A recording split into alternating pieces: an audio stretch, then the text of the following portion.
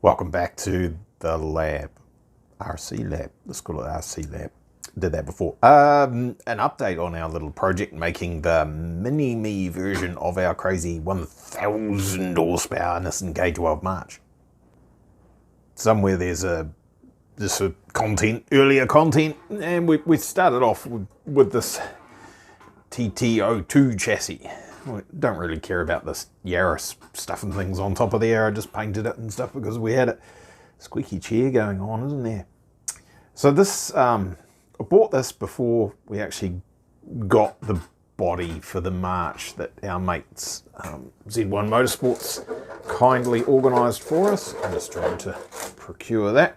Ta-da! They sent a couple of those over from America for us, and the goal is we're going to make a radio controlled version of the real car, and we're going to make it just as stupid as the real car. We'll put a lot of horsepower into it and probably crash it. So there's two bodies, so we can crash to our heart's content with this one, and save the other one for looking nice. Now, this is based on using a mini chassis, not a TT-02 chassis. So to real scale, 1/10 scale, this chassis actually has around about the correct wheelbase for the car and the correct size wheels and all that, and I thought we were going to do pretty good. And this K12 March is round about the same sort of size as these horrible Toyota Yaris contraptions. They're actually a good car, but I'm going to say they're horrible for the sake of it. The problem is they've scaled this one to fit on a mini chassis, and if we can see through the hole there, if we line up the wheels there, there's a bit of an issue. It doesn't line up. You can't get a true 1/10 scale K12 March body. It's just not something that exists. You could make, I'm not going to, it's far too much effort, but you could absolutely scan and then 3D printer, plug and then vacuum form your polycarb over it and create one. Maybe one day, but we're definitely not going to do that right now. What we're going to do right now is we're probably going to make a TT-01.75 chassis. So I'm going to actually annoy some people probably, but these things are not that, they're not rare, they're not not super valuable anyway. It's just a bit long, so I'm just going to make it a little bit shorter, chop a bit out of the middle, and then figure out how the heck I'm going to fit a battery pack in there later on. We'll worry about that later, because if I chop a piece out of the middle here, and obviously this battery no longer fits in the hole it's supposed to fit, so we'll figure all that out later on. So this all has to come to pieces, unless I do something internet worthy, a rather drastic activity. Yeah, that'd fix it, wouldn't it? That'd get it the right length. Yeah, I better not. Hang on, I could. No, don't be silly. Don't worry, I'm not going to do that. It would have cut through those wires. We don't want to ruin a perfectly good motor. It wouldn't ruin it anyway, would it? You just solder on new wires and be good to go. I suppose in theory, if we were to go to the trouble of making a 3D printed plug or mold or whatever, before we painted one of these, if you heated that up and stuck it over the top of your Nissan K12 March mold, it would form the right shape. It would then be K12 look without having to go and source material and all that sort of carry on. But we're not going to do that. We are going to cut this. And that, actually. Cut the shaft too. Shorten it all up. In here we've got some bearings and a steering servo, so that when we put it all back together it's going to have bearings. It doesn't at the moment, because I was never going to run this initially. It was going to be a shelf queen, but then the plans changed, and now we're going to probably destroy it trying to make it go as fast as possible. Right, let's tear it to pieces. Just like that. Right, the math that I have done says that I need to take approximately 42 millimeters out of that. The bit in the middle there. And it's got this weird bump out the side here. I don't know why they did that. Not entirely certain what that there is for. But it just so happens that that's pretty close to the 40 millimeters that we're taking out. Pretty close to, so I can use that for a bit of a guide. Just delete that. It's going to unfortunately just leave a little tab at each end of it, isn't it? Which I can grind off. I suppose if I grind those away, then that side is basically, I could make two pieces of aluminium or carbon fiber and just screw it back together, and that'll be pretty good. It'll possibly smash if you crash it at 100 k's an hour, but that's fine. We're all up for a little bit of destruction and carnage. Right, there's going to be no going back from here.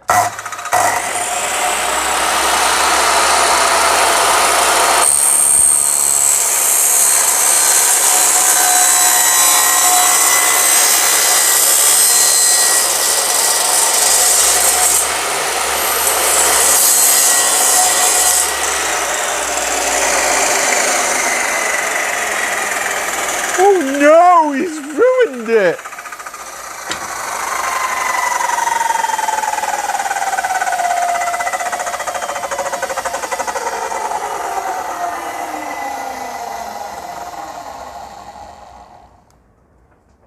It's a Bluetooth safety guard, by the way.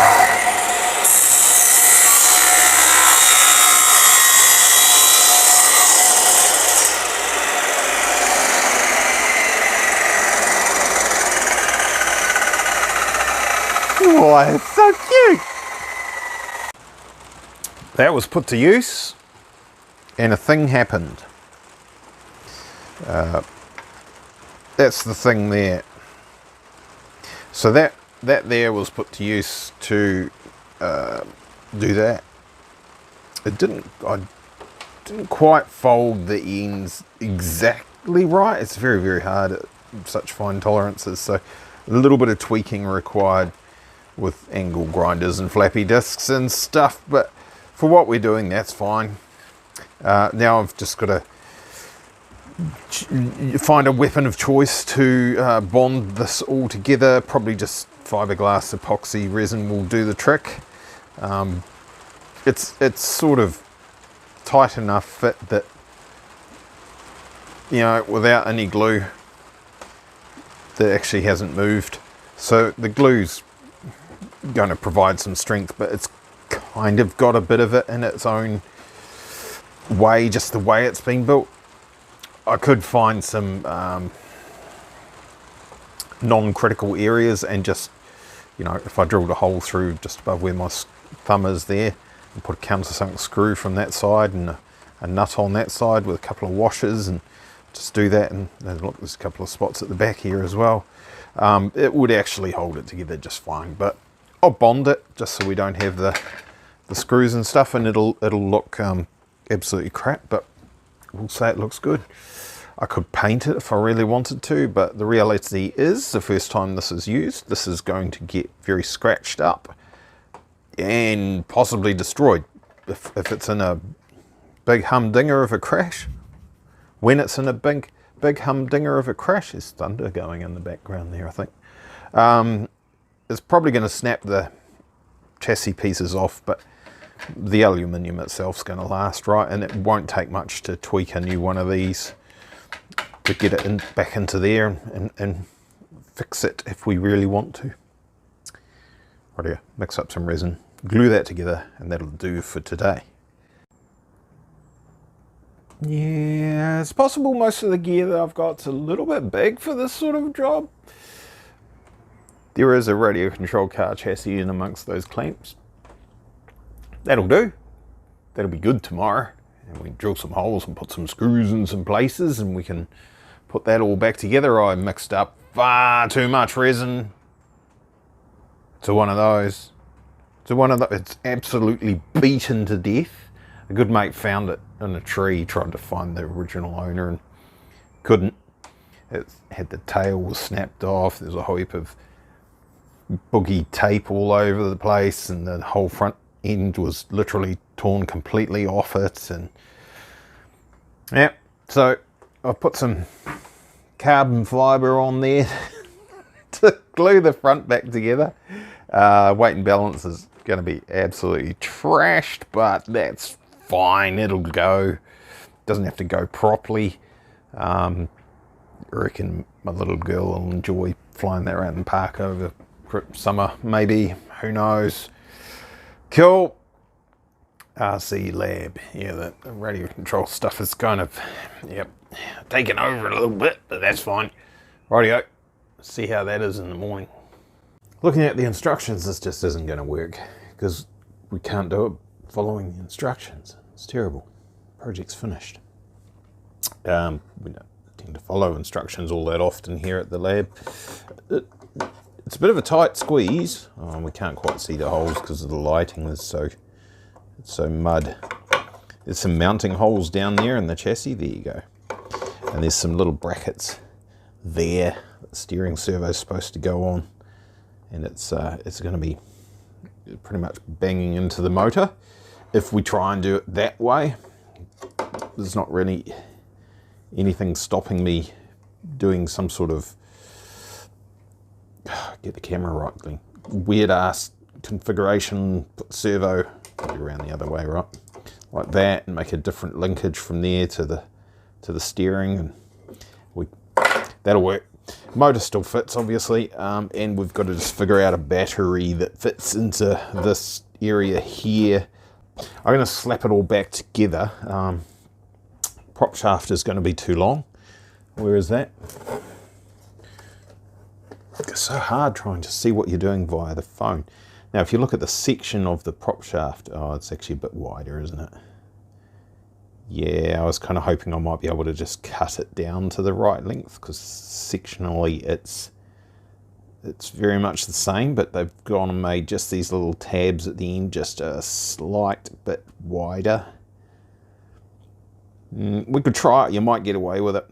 So maybe cut 2 of those sections off or something, and then smooth out that extra one that's hanging out this way, that way.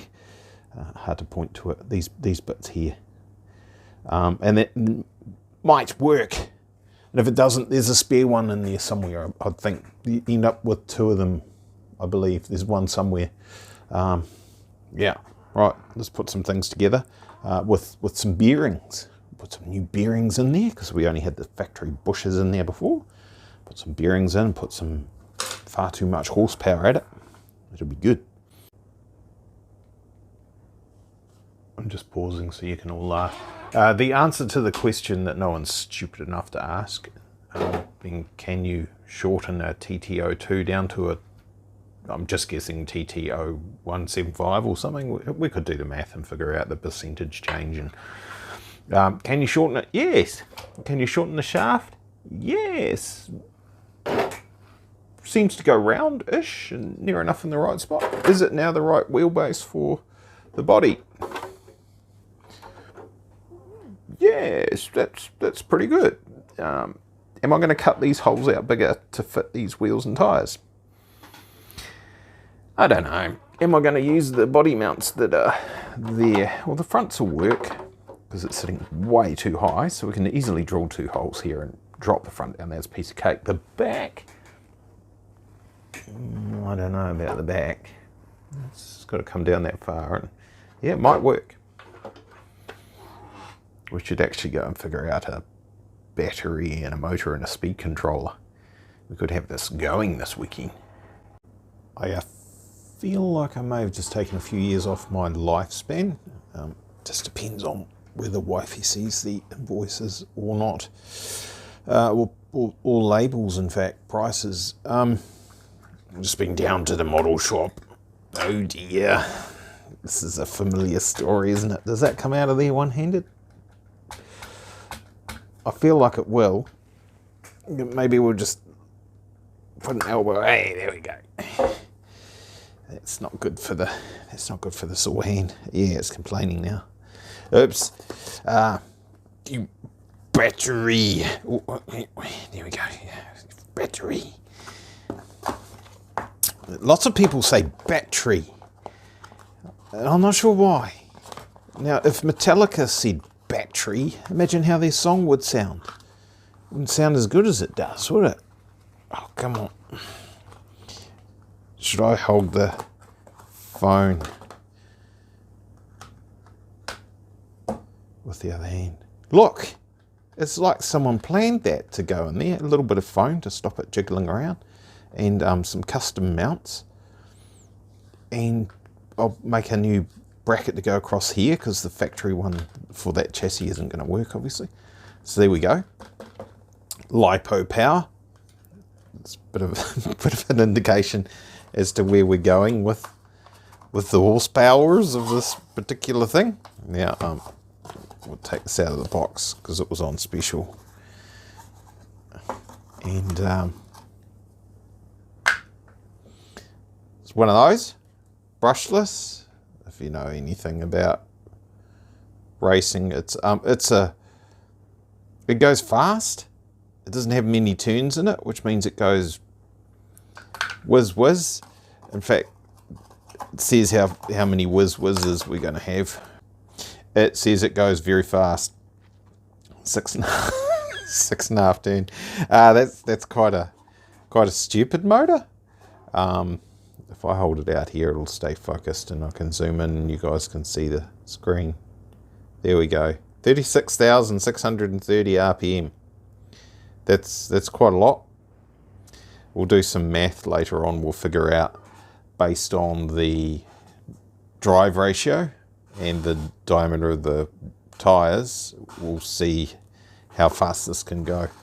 Put that in there. And then we've got a charging cable set up, and just a cheap charger, $50 or something that was, to charge the battery. And we've got a speed controller. You guys can see how much I paid for it. It's just, hopefully wifey doesn't watch this, because if I go quiet and you don't hear from me in ages, yeah, I'm dead. Yep, being deaded. So, being killed to death. Yeah, let's put some of those things together. Now, I'm not going to run it. He says right now, and then probably will. I'm not going to run it right now with these tyres. Maybe on the bench here, because these tyres will probably just more or less explode. I don't know what the drive ratio is. What have we got? 36,000 RPM or something. Let's just say it's like 4-to-1. It's probably a bit more than that, I guess. So the tyres are going to be doing 10,000 RPM or something like that. You know, they're going to be going very fast. Very fast. The tyres are going to actually come off the wheels because they're not super glued on there. That'll be funny. Let's just do that. What are you doing in here, mate?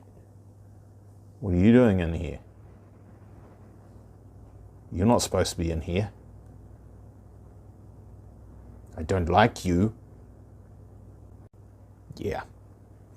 Yeah, that's a better version of a wasp. I like them when they're like that. That's a good wasp. Good boy. Bench test. Obviously, nothing's secure. Things are just chilling. The battery's not fully charged at all. It's got some charge in it, but it's not fully charged. Yeah, the results are pretty conclusive. It literally will blow the tyres off it.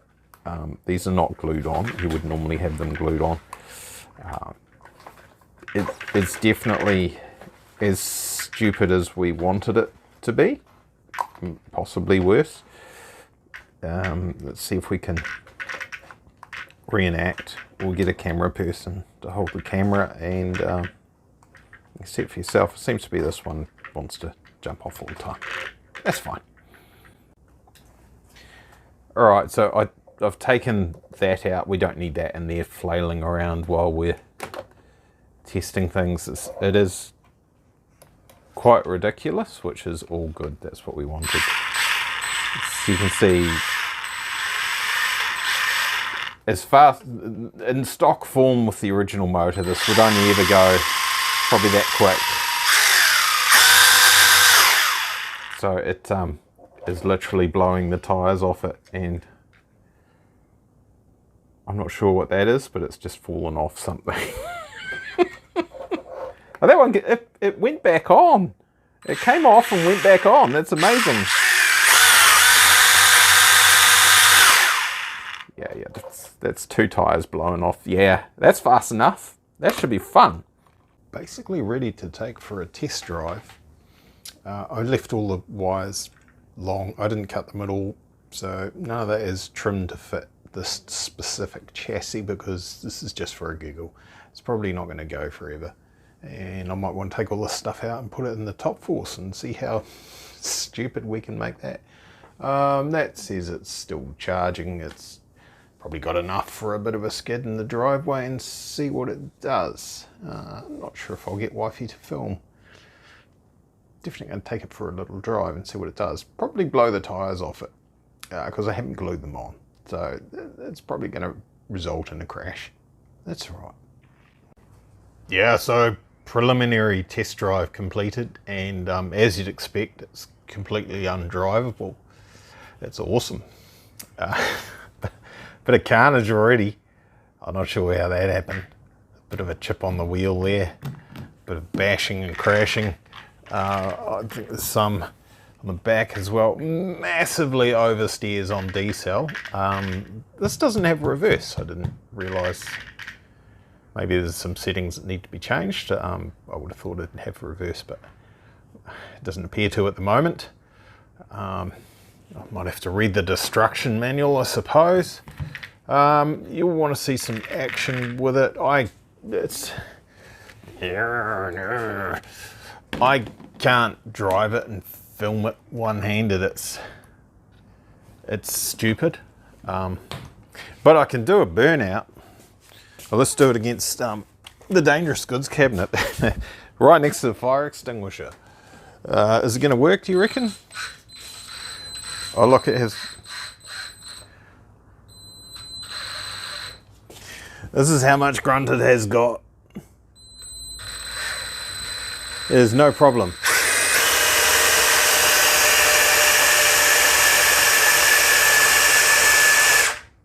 Oh, I can't smell any smoke. Why is there no smoke?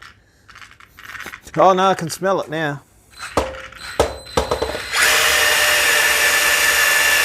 Yes! Yes! Burn out! Oh, it's hot and sticky. Oh, look. Rubber smoke. Dust. Powder. Rubber powder. There you go. Oh, it's not really leaving any marks. Well,